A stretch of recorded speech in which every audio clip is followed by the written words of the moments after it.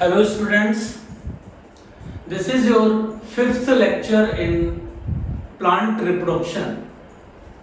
In last lecture, I have told you the morphology of pollen grain. Last lecture में जैसा कि हमने pollen grain की morphology और उसकी कुछ unique properties को study करा था, इस lecture में मैं pollen grain के development को detail करूँगा. लेकिन उस डिटेल में जाने से पहले एक और वर्ड है जिसको आपको थोड़ा सा समझना पड़ेगा. इसके ऊपर क्वेश्चंस रिसेंटली पूछे जा रहे हैं NEET. This is the word palynology. Palynology क्या होता है? मैंने आपको लास्ट टर्म पे बताया था कि जो पॉलन ग्रेन है उसकी सरफेस पे जो एक टेक्साइन है वो एक स्पीशीज स्पेसिफिक डिजाइन प्रिपेयर करती है. स्पीशीज स्पेसिफिक डिजाइन का मीनिंग मैंने आपको बताया था क्या कि अलग अलग स्पीशीज के मेंबर में ये डिजाइन अलग अलग होती है. इसकी टेक्सोनोमिक इंपॉर्टेंस होती है. मॉर्फोलॉजी ऑफ पॉलन ग्रेन की स्टडी को हम क्या बोलते हैं? पैलाइनोलॉजी. पैलाइनोलॉजी क्या होती है? Study of morphology of pollen grain. Pollen grain की जो मॉर्फोलॉजी है, साइज, शेप, स्ट्रक्चर, इसकी स्टडी को हम क्या बोलते हैं? पैलाइनोलॉजी. स्पेशली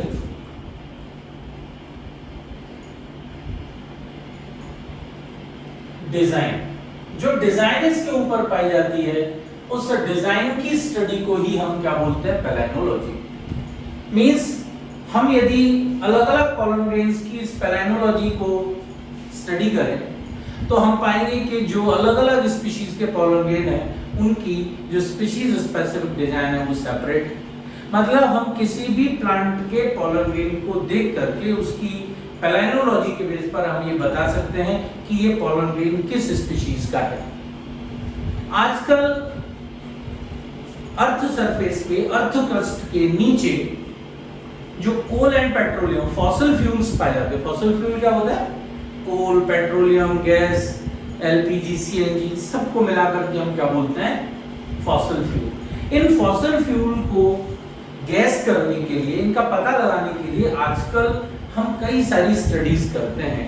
उनमें से एक स्टडी पैलाइनोलॉजी. देखिए, साइंस ये मानती है कि कार्बोनिफेरस एरा में, एवोल्यूशन में आपको पढ़ाया जाएगा, बहुत सारे एराज हैं हमारी लाइफ के, जो लाइफ हमारी डेवलप हुई है यूनिसेलुलर से मल्टीसेलुलर तक जैसे एवोल्यूशन हुआ है. तो इसको कई सारे बहुत बड़े बड़े पीरियड्स में डिवाइड किया गया. 4 बिलियन ईयर्स पहले लाइफ स्टार्ट हुई थी तकरीबन. तो इसको हमने बहुत सारे पीरियड्स में, कई सारे पीरियड्स में डिवाइड किया हुआ है. उन्हीं में से एक पीरियड है कार्बोनिफेरस पीरियड. उस कार्बोनिफेरस पीरियड में ऐसा मानती है साइंस कि जो भी लिविंग ऑर्गेनिज्म थे वो एक बड़ी अर्थ कैलामिटी के कारण वो इस अर्थ क्रस्ट के अंदर दब गए हैं और उन्हीं से जितने भी कोल और पेट्रोलियम कंपाउंड हैं, फॉसिल फ्यूल्स, वो सब उसी से बने हैं. तो हमने कार्बोनिफेरस एरा के पॉलन जो प्लांट थे उनके पॉलन ग्रेन्स की स्टडी की हुई है. मैंने बताया था आपको कि पॉलन ग्रेन्स कभी भी इस नेचर में से डिसअपियर नहीं होते. क्यों? क्योंकि उनकी जो सरफेस है उस सरफेस पे एक्साइन पाई जाती है जो स्पोरोपोलन की बनी होती है, इसीलिए वो कभी डिस्ट्रॉय नहीं होते. तो कार्बोनिफेरस एरा में जो प्लांट थे वो प्लांट तो एक्सटिंक्ट हो गए, डिसअपियर हो गए, लेकिन अभी भी नेचर में हमें उन प्लांट्स के पॉलन ग्रेन प्रिजर्व मिल जाते हैं फॉसिल के फ्यूल में.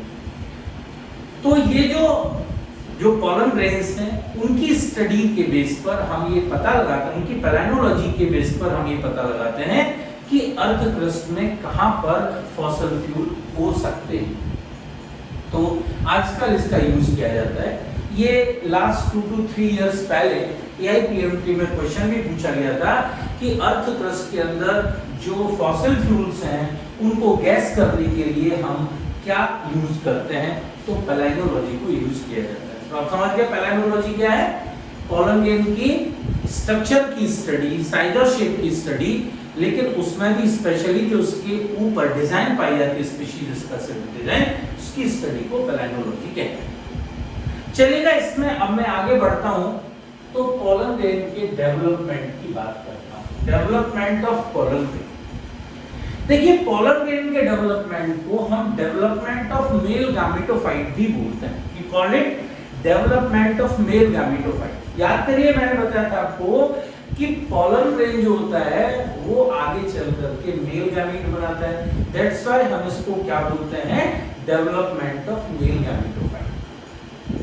तो जब माइक्रोस्पोर या पोलर ग्रेन डेवलप करने लग जाता है तो उसको हम बोलते हैं पार्शियली डेवलप्ड मेल गैमेटोफाइट या इमेच्योर मेल गैमेटोफाइट के नाम से भी जानते हैं। देखिएगा पोलर ग्रेन के डेवलपमेंट में हम पैरेलली इसमें दो चीजें और पढ़ेंगे। एक तो पॉलन ट्यूब का फॉर्मेशन यानी पोलर ग्रेन का जर्मिनेशन, और साथ ही साथ जो मेल गैमेट इसके अंदर बनते हैं उसको बोलते हैं मेल गैमेटोजेनेसिस और microgametogenesis. It means this heading development of polar grain includes two more phenomena. One is development of male gamete, that is called male gametogenesis और microgametogenesis, and parallelly हम इसमें और क्या पढ़ेंगे, formation of pollen tube का formation। दो चीजें पढ़ी रहेंगी। देखिएगा एक और बात यहाँ पर मैं आपको बता दूं कि pollen grain या जो माइक्रोस्पोर हैं इनका डेवलपमेंट एंथर के अंदर ही स्टार्ट हो जाता है। Development of pollen grain starts inside the anther। anther के अंदर ही इसका डेवलपमेंट स्टार्ट हो जाता है। इसीलिए pollen grain के डेवलपमेंट को हम in-situ डेवलपमेंट कहते हैं, called in-situ, या इसी का दूसरा नाम है एंडोस्पोरिक डेवलपमेंट।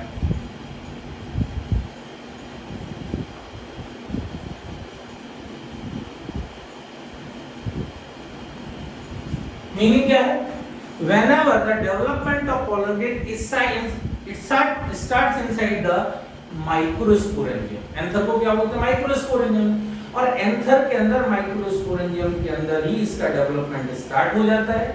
इसीलिए हम इसको इन सिटू डेवलपमेंट या एंडोस्पोरिक डेवलपमेंट कहते हैं। इन सिटू का बेसिक मीनिंग होता है at the origin place. Pollen grain बनेगा एंथर में और डेवलपमेंट भी उनका कहां शुरू हो गया, एंथर में। दैट्स व्हाई हम इसको क्या बोलते हैं, इन सिटू डेवलपमेंट या एंडोस्पोरिक डेवलपमेंट के नाम से जानते हैं। लेकिन आपको मैं एक और बात बता दूं कि टोटल जितने एंजियोस्पर्म्स हैं उनमें से 60% एंजियोस्पर्म्स यानी मोस्टली एंजियोस्पर्म्स में ये डेवलपमेंट एंथर में स्टार्ट जरूर होता है, but it get completed over the stigma. मतलब जब पोलन ग्रेन यहां से निकल के स्टिग्मा पर पहुंच जाएंगे पॉलिनेशन के थ्रू, तब जाकर के वहां इसका डेवलपमेंट पूरा होता है। मींस 60% पोलन ग्रेन में आधा डेवलपमेंट एंथर के अंदर ही होगा और आधा डेवलपमेंट एंथर के बाहर यानी स्टिग्मा पर जाकर के पूरा होगा। तो इसको आजकल हम पार्शियली एंडोस्पोरिक या पार्शियली इन सिटू डेवलपमेंट के नाम से भी जानते हैं। अब बात है कि क्वेश्चन में हम क्या लगाएंगे, यदि आपसे पूछा जाए कि पोलन ग्रेन का डेवलपमेंट कैसा होता है और आंसर में आपको एक ही चूज करना है, एंडोस्पोरिक एक्सोस्पोरिक। पार्शियल एंडोस्पोरिक नहीं दे रखा है तो इसका आंसर क्या जाएगा, तो फिर इसका आंसर एंडोस्पोरिक जाएगा। लेकिन यदि एंडोस्पोरिक और पार्शियली एंडोस्पोरिक दोनों ऑप्शन में होते हैं, अलग अलग सेपरेटली चॉइस में होते हैं, तो फिर इसका बेटर आंसर होगा पार्शियली एंडोस्पोरिक। क्यों? क्योंकि मेजॉरिटी ऑफ द एंजियोस्पर्म्स में मींस 60% एंजियोस्पर्म में ये डेवलपमेंट पार्शियली एंडोस्पोरिक ही होता है। इस तरह से हम ये आंसर चूज करें। तो आपको समझ में आ गया कि इसको हम पार्शियली एंडोस्पोरिक क्यों बोलते हैं, क्योंकि 60% एंजियोस्पर्म में शुरू जरूर होगा, कहां, एंथर में, बट ये डेवलपमेंट पूरा जाकर के कहां होगा, स्टिग्मा के ऊपर, फ्लावर के दूसरे स्टिग्मा के ऊपर जाकर के पूरा। देखिएगा ये डेवलपमेंट कैसे प्रोसीड होता है इसको मैं आपको बताता हूं। देखिएगा ये डायग्राम है किसका, पोलन ग्रेन का। इसको हम इमेच्योर पोलन ग्रेन या पार्शियली डेवलप्ड मेल गैमेटोफाइट कहते हैं। इसमें जो पहली माइटोसिस है, ये माइटोसिस क्यों होगी समझ रहे हैं, क्योंकि ये इसका न्यूक्लियस है। हम जानते हैं पोलन ग्रेन का न्यूक्लियस कैसा होगा, हैप्लॉइड या डिप्लॉइड, हैप्लॉइड, क्योंकि ये मियोसिस से बना है। तो पोलन ग्रेन के अंदर जो पहली माइटोसिस होती है, फर्स्ट माइटोसिस, वो एंथर में कंप्लीट हो जाती है। यानी जितने भी पोलन ग्रेन हैं उन सारे पोलन ग्रेन में जो उसकी पहली माइटोसिस है वो कहां कंप्लीट हो जाएगी, एंथर में। और pollen grain two celled stage में कन्वर्ट हो जाएगा। टू साइड स्टेज में कौन कौन सी दो सेल बनेगी, इसमें अनइक्वल माइटोसिस होती है। माइटोसिस कैसी होती है, इक्वल या अनइक्वल, तो ये अनइक्वल माइटोसिस होती है। अनइक्वल का मतलब एक सेल इसमें बड़ी बनती है और एक छोटी बनती है। जो बड़ी सेल बनती है उसको बोलते हैं हम ट्यूब सेल या वेजिटेटिव सेल, ये लार्ज होती है। इसको ट्यूब या वेजिटेटिव सेल क्यों बोलते हैं, क्योंकि आगे चल करके ये पोलन ट्यूब का फॉर्मेशन करती है, that's why it is known as the tube cell. लेकिन जो दूसरी स्मॉल सेल होती है उसको बोलते हैं अपन generative cell, it is called generative cell, इसको हम जनरेटिव सेल कहते हैं। इन दोनों सेल्स के बीच में एक कैलोज वॉल पाई जाती है। क्या पाई जाती है, कैलोज वॉल, जो आगे चल करके डिसॉल्व हो जाती है और जनरेटिव सेल फ्लोट करने लगती है। किसके साइटोप्लाज्म में, ट्यूब सेल के साइटोप्लाज्म में ही फ्लोट करने लगती है। इसके आगे के डेवलपमेंट में तो ये जब टू साइड स्टेज का पोलन ग्रेन होगा, ये पोलन ग्रेन कितनी साइड स्टेज है ना, टू साइड, तो टू साइड स्टेज में कौन कौन सी दो सेल है, एक तो ट्यूब सेल है लार्ज और एक स्मॉल सेल है जनरेटिव सेल। इस ट्यूब सेल या लार्ज सेल का जो न्यूक्लियस होता है वो इरेगुलर शेप का न्यूक्लियस होता है। कैसा न्यूक्लियस होता है इसमें, इरेगुलर न्यूक्लियस होता है, इसकी कोई फिक्स शेप नहीं होती। ये जो लार्ज सेल होती है ये कैसी होती है, ये नॉन डिवाइडिंग सेल होती है, आगे चल के डिवाइड नहीं करती। डिवीजन जनरेटिव सेल में होता है जो कि स्मॉल सेल होती है। इस जनरेटिव सेल के अंदर ये जो स्पिंडल फाइबर देख रहे हैं ये एसिमेट्रिक स्पिंडल फाइबर डेवलप होते हैं इसके अंदर। एसिमेट्रिक स्पिंडल फाइबर, याद करो सेल डिवीजन में आपको बताया हुआ स्पिंडल फाइबर बनते हैं। तो ये एसिमेट्रिक स्पिंडल फाइबर क्यों बनते हैं, क्योंकि एक तरफ इसमें बड़ा स्पिंडल फाइबर होता है, एक तरफ छोटा होता है। देखिएगा जब भी सेल डिवीजन में अनइक्वल साइज की सेल बनती हैं तो उसका बेसिक रीजन है कि उसमें अनइक्वल स्पिंडल फाइबर्स बनेंगे, एसिमेट्रिक स्पिंडल फाइबर बनेंगे। जब इस सेल में माइटोसिस हुई, ये भी अनइक्वल माइटोसिस थी, इसमें भी एक बड़ी सेल एक छोटी सेल बनी, तो इसमें भी कैसे स्पिंडल फाइबर्स बने होंगे, एसिमेट्रिक स्पिंडल फाइबर। फिर आगे चल के जनरेटिव सेल में सेकंड माइटोसिस किसमें होगी, जनरेटिव सेल में, तो इसके अंदर भी जो स्पिंडल फाइबर होते हैं वो कैसे होते हैं, एसिमेट्रिक स्पिंडल फाइबर होते हैं। ये स्पिंडल शेप सेल होती है, ये कैसी सेल होती है, स्पिंडल शेप सेल होती है, स्मॉल सेल, इसको क्या बोलते हैं, जनरेटिव सेल। एक यहाँ पर जो सबसे बड़ी बात है, सबसे इंपॉर्टेंट बात है समझने वाली, वो यहाँ पर समझना जरूरी है, वो है ये 60% एंजियोस्पर्म में जैसे ही ये दो सेल बनेगी वैसे ही ये पोलन ग्रेन एंथर में से बाहर निकल जाते हैं। इस फिनोमेना को बोलते हैं अपन पॉलिनेशन, यानी 60% एंजियोस्पर्म में पॉलिनेशन हो जाता है। मींस पोलन ग्रेन जैसे ही टू साइड स्टेज में कन्वर्ट होगा, जैसे ही उसकी पहली माइटोसिस कंप्लीट होगी, जैसे ही उसमें ट्यूब सेल और जनरेटिव सेल बनेगी, वैसे ही ये एंथर में से बाहर निकल जाएगा और ये कहां पहुंच जाएगा, स्टिग्मा पर। इस प्रोसेस का नाम है पॉलिनेशन, यानी 60% एंजियोस्पर्म में टू साइड स्टेज में पोलन ग्रेन्स एंथर से बाहर निकल जाता है, पॉलिनेशन हो जाता है। ये यहां पर जानना जरूरी है। अब आगे का डेवलपमेंट पढ़ते हैं। अब सेकंड माइटोसिस होती है, लेकिन मैंने बताया भी आपको सेकंड माइटोसिस सिर्फ किसमें होती है, जनरेटिव सेल में। Second mitosis of generative cell, ये कहां कंप्लीट होती है, ओवर द स्टिग्मा। ये स्टिग्मा पर जाकर के कंप्लीट होती है। कितने परसेंट एंजियोस्पर्म में, 60% एंजियोस्पर्म। क्यों, क्योंकि 60% एंजियोस्पर्म में टू साइड स्टेज में पोलन ग्रेन एंथर से बाहर निकल जाएगा, कहां पहुंच जाएगा, स्टिग्मा पर। तो 60% एंजियोस्पर्म में ये जो सेकंड माइटोसिस है कहां पूरी होगी जाकर के, स्टिग्मा। लेकिन अब यहां पर एक छोटी सी बात जानना जरूरी है, क्या, कि बाकी के जो 40% एंजियोस्पर्म्स हैं, बाकी के जो 40% एंजियोस्पर्म्स हैं like wheat, rice, grass, in plants के अंदर, इन 40% प्लांट के अंदर ये जो सेकंड माइटोसिस है ये भी कहां पूरी हो जाती है, ये भी जाकर के पूरी हो जाती है एंथर में। मतलब इन 40% एंजियोस्पर्म में ये दोनों माइटोसिस कहां पूरी हो जाएंगी, एंथर में ही। मतलब एंथर से बाहर निकलने से पहले पॉलन ग्रेन दोनों माइटोसिस पूरी कर चुका हुआ, यानी 3 सेड स्टेज में कन्वर्ट हो गया होगा। Means we can say 60% angiosperm में मोस्टली प्लांट्स के अंदर पॉलिनेशन 2 सेड स्टेज में हो जाता है। मतलब पॉलन ग्रेन एंथर से बाहर निकल जाते हैं 2 सेड स्टेज। लेकिन बाकी के जो 40% एंजियोस्पर्म्स हैं उनमें पॉलिनेशन कहां होता है, 3 सेड स्टेज में जाकर के पॉलिनेशन होता है। क्यों? क्योंकि उन 40% एंजियोस्पर्म के पॉलन ग्रेन्स अपनी दोनों माइटोसिस कहां पूरी कर लेंगे, एंथर के अंदर ही पूरी कर लेंगे। इसका मतलब क्या है, उनके अंदर ये 3 सेड स्टेज कहां आ जाएगी, एंथर में ही आ जाएगी और फिर ये एंथर से बाहर निकलेगी। मींस ये 3 सेड स्टेज आनी तो है, ये सारे एंजियोस्पर्म में डेवलप होगी। बस आपको ये जानना है कि 3 सेड स्टेज कितने प्लांट्स में तो एंथर के अंदर ही बन जाती है और कितने प्लांट्स में एंथर के बाहर बनती है।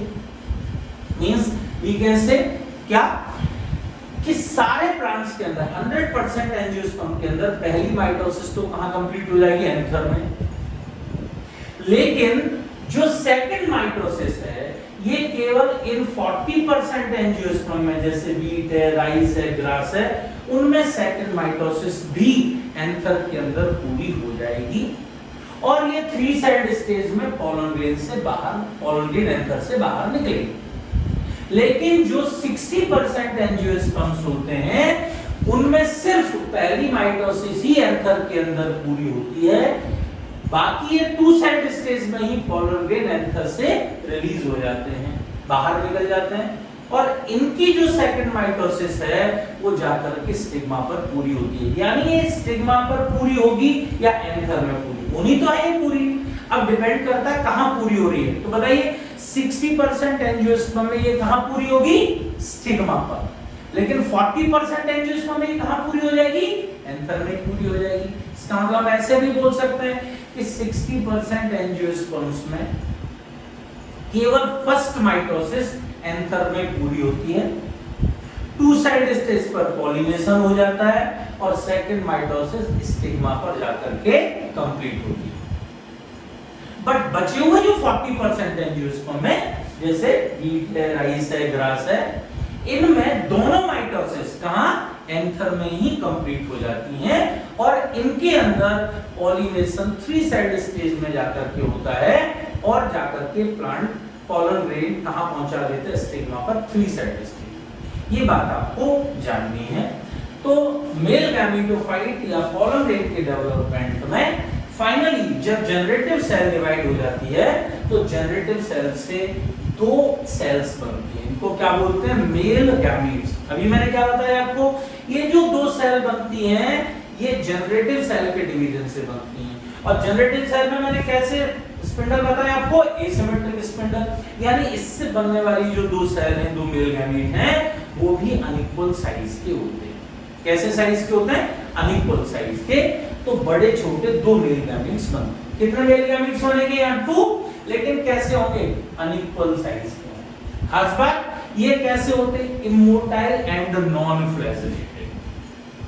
मैंने आपको बताया हुआ है 11th क्लास में कि एल्गी से लेकर के और टेरिडोफाइट तक जो मेल गैमीट्स थे वो सिलिएटेड या फ्लैजेलेटेड थे, मोटाइल थे, जिनके लिए हमें फर्टिलाइजेशन के लिए वाटर की जरूरत पड़ती थी। लेकिन जिम्नोस्पर्म से वाटर की रिक्वायरमेंट तो फर्टिलाइजेशन के लिए खत्म हो गई। क्यों? क्योंकि एंजियोस्पर्म और जिम्नोस्पर्म दोनों में ही जो मेल गैमीट्स बनते हैं वो नॉन फ्लैजेलेटेड और इमोटाइल होते हैं। उनमें मूविंग स्ट्रक्चर यानी सिलिया या फ्लैजेला नहीं पाए जाते। तो फिर ये मेल गैमीट फीमेल गैमीट या एग तक कैसे पहुंचते हैं, तो ये मैंने आपको जिम्नोस्पर्म में भी बताया था और यहाँ पर भी बता रहा हूँ। यहाँ एक स्पेशल स्ट्रक्चर बनता है, इस स्ट्रक्चर को कहते हैं अपन क्या, इसको बोलते हैं pollen tube. This is known as the pollen tube. तो मैंने क्या बताया था आपको कि डेवलपमेंट ऑफ पोलन ग्रेन में साथ साथ हम दो बातें और पढ़ लेंगे। एक तो ये मेल गैमीट्स बन गए जनरेटिव सेल से, मींस मेल गैमीटोजेनेसिस या माइक्रोगैमीटोजेनेसिस भी हो गई है। दूसरा मैंने क्या बताया था कि पोलन ग्रेन के जर्मिनेशन से पोलन ट्यूब भी बनती है। पोलन ट्यूब है क्या एक्चुअल में, ये जो ट्यूब सेल है इसकी ट्यूब सेल की जो इंटाइन है, मैंने आपको इसमें दो लेयर्स बताई कि एक्साइन और इंटाइन, तो उसकी जो इंटाइन है वो जर्मपोर में होकर के बाहर निकल आती है। जर्मपोर क्या होता है, जो पोलन ग्रेन के ऊपर एक्साइन होती है उसमें कुछ ऐसे प्लेसेस होते हैं जहां पर एक्साइन एब्सेंट होती है। इनका काम ही होता है, इनका पर्पस क्या होता है, पोलन ग्रेन की एंट्री एग्जिट को एंश्योर करना, मतलब जिससे कि पोलन ग्रेन जो है वो डेवलप करें, जो जर्मिनेट करें, तो उनकी पोलन ट्यूब वहां से बाहर निकल आए। क्यों, क्योंकि मैंने आपको पहले ही बताया है कि एक्साइन स्पोरोपोलन इनकी बनी होती है जो किसी चीज से डिग्रेड नहीं हो सकता, इसीलिए पोलन ग्रेन की एक्साइन में पहले से ही कुछ जगहों पर एक्साइन एब्सेंट होती है। इनको अपन जर्मपोर कहते हैं। क्या कहते हैं इसको, जर्मपोर। ये क्या प्रोवाइड करते हैं, provides emergence of pollen tube. ये पोलन ट्यूब की इमरजेंस प्रोवाइड करते हैं, उसके लिए रास्ता प्रोवाइड करते हैं। तो यहां से होकर के किसी भी एक जर्मपोर में होकर के जो ट्यूब सेल है उसकी इंटाइन एक पतली सी होकर के बाहर आ जाती है, इसी को क्या बोलते हैं हम, ट्यूब सेल कहते हैं। इसी को क्या बोलते हैं अपन, पोलन ट्यूब कहते हैं। पोलन ट्यूब के आगे आगे क्या चलता है, ट्यूब न्यूक्लियस, इसको गाइड कहते हैं। ये गाइड करता है बाकी के दोनों मेल गैमीट्स को, आगे आगे चलता है और इसके पीछे दोनों मेल गैमीट्स इसमें आ जाते हैं। तो साथ में ये पोलन ट्यूब भी बन जाती है। ये जो जर्मपोर हैं इनका नंबर या तो 1 होता है पोलन ग्रेन में या 3 होता है जनरली जो मोनोकॉट्स होते हैं उनके अंदर ये एक ही जर्मपोर पाया जाता है पोलन ग्रेन के अंदर। इस कंडीशन को मोनोकॉल्पेट कहते हैं। लेकिन जो डाइकॉट होते हैं उनके अंदर, पोलन ग्रेन के अंदर 3 जर्मपोर प्रेजेंट होते हैं। इस कंडीशन को ट्राइकॉल्पेट कहते हैं। We called it tricolpate condition.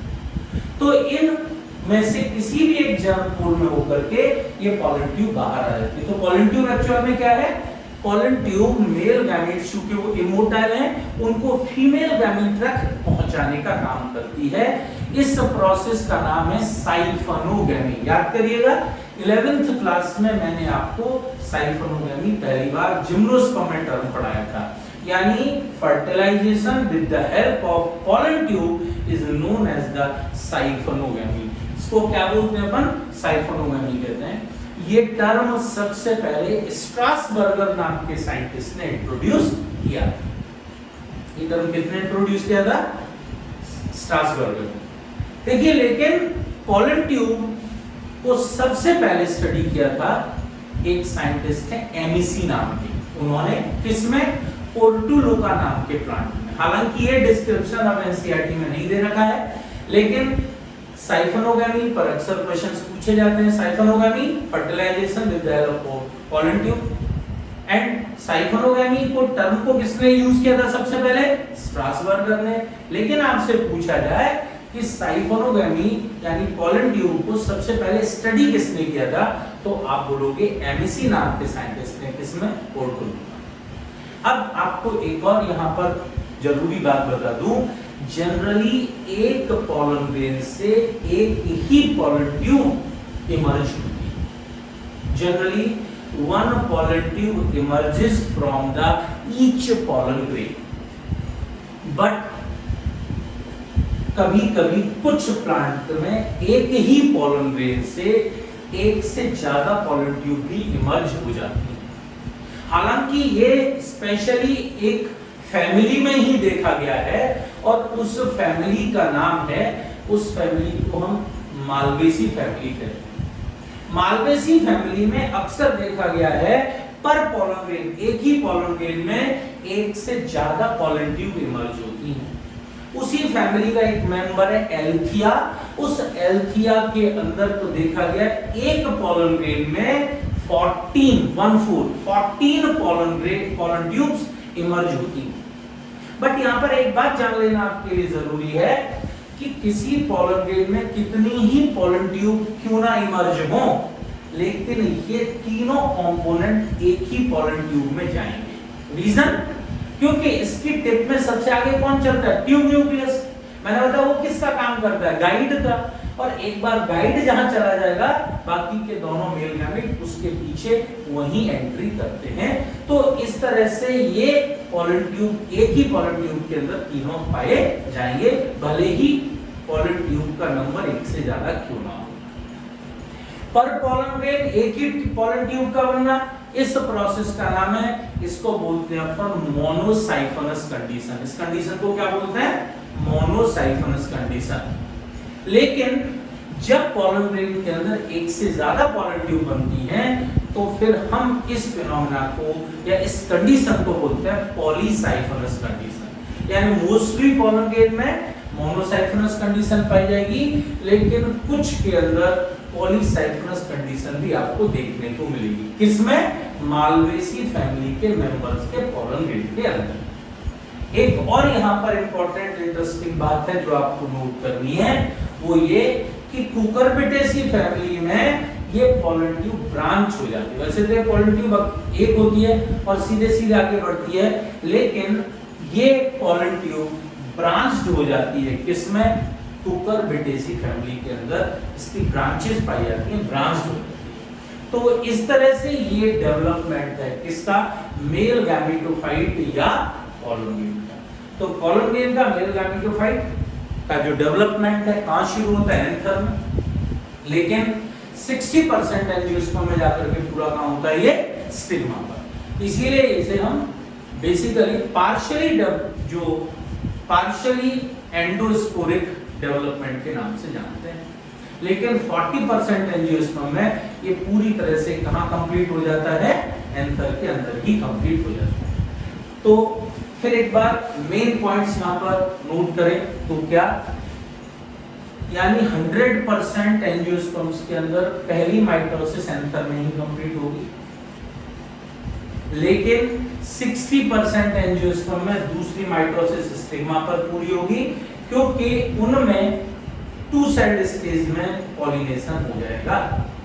लेकिन 40% एंजियोस्पर्म जैसे व्हीट है, ग्रास है, राइस है, इसमें ये दोनों ही माइटोसिस एंथर में ही कंप्लीट हो जाएंगी, यानी 3 सेल्ड स्टेज में पॉलिनेशन होगा। यानी हम ऐसा भी बोल सकते हैं कि पहली माइटोसिस तो 100% एंजियोस्पर्म में एंथर में कंप्लीट होती है। सेकंड माइटोसिस के बारे में पूछा जाए तो सेकंड माइटोसिस 60% एंजियोस्पर्म में स्टिग्मा पर पूरी होती है, लेकिन बाकी की जो 40% एंजियोस्पर्म है उनमें सेकंड माइटोसिस भी एंथर के अंदर ही कंप्लीट हो जाती है। तो ये है डेवलपमेंट किसका? मेल गैमेटोफाइट का या पोलन ग्रेन का, ये development. Okay, thanks for today.